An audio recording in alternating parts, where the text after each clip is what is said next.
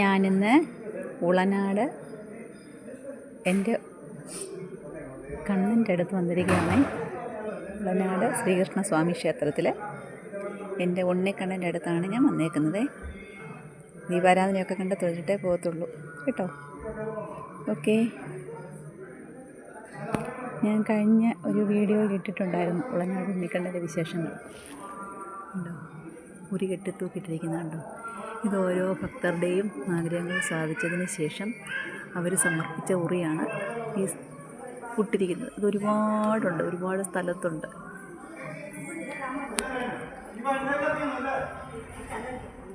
കാണിച്ചു തരാം.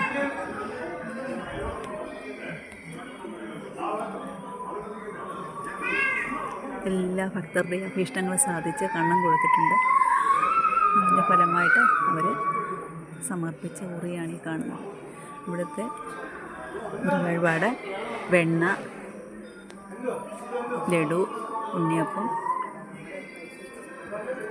അവല്, പഞ്ചസാര, ശർക്കര എല്ലാം ഉണ്ട്.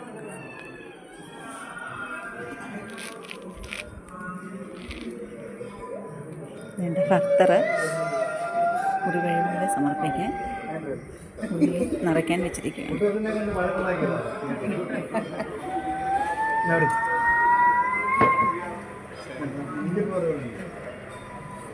അപ്പുറത്ത് പോയേക്കല്ലോ.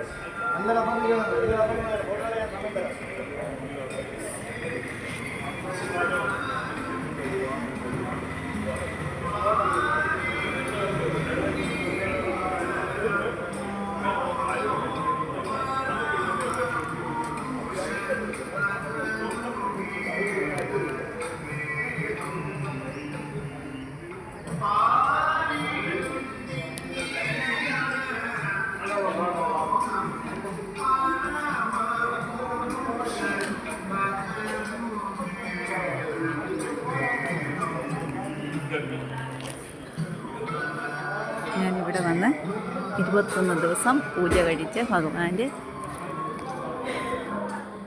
പൂജയ്ക്ക് പങ്കെടുത്തിട്ടുണ്ട്. എൻ്റെ ആഗ്രഹം സാധിച്ചു.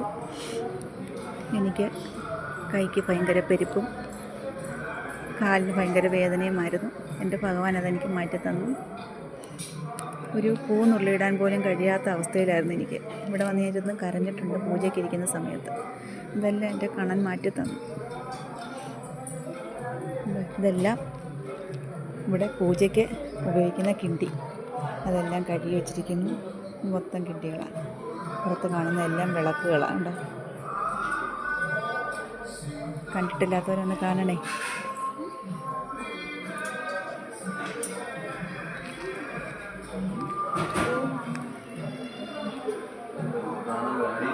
ദശാവതാരങ്ങളാണ്.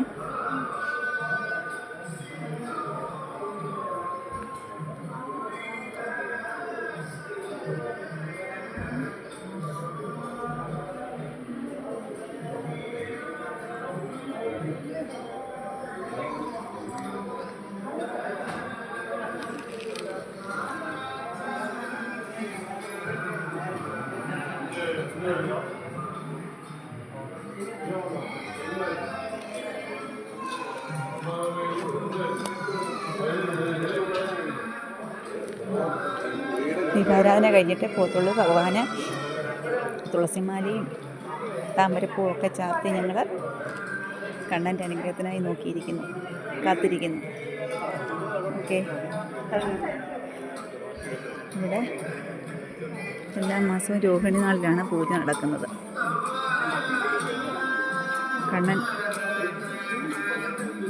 വിശ്വസിക്കുന്ന, കണ്ണനെ ആശ്രയിക്കുന്ന എല്ലാവർക്കും കണ്ണൻ അനുഗ്രഹിക്കും, ഉറപ്പാണ്.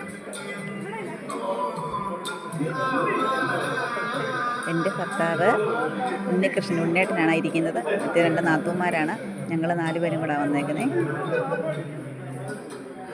കാവാണ്.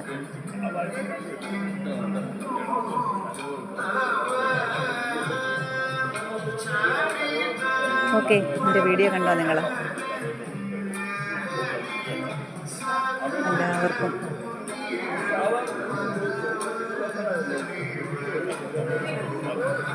എല്ലാവരും വന്ന് കണ്ണനെ ഒന്ന് കാണണം കേട്ടോ. ഇത് കുളനാടാണ്, പന്തളത്തിന് പോകുന്ന റൂട്ടാണ്. Okay okay, thank you.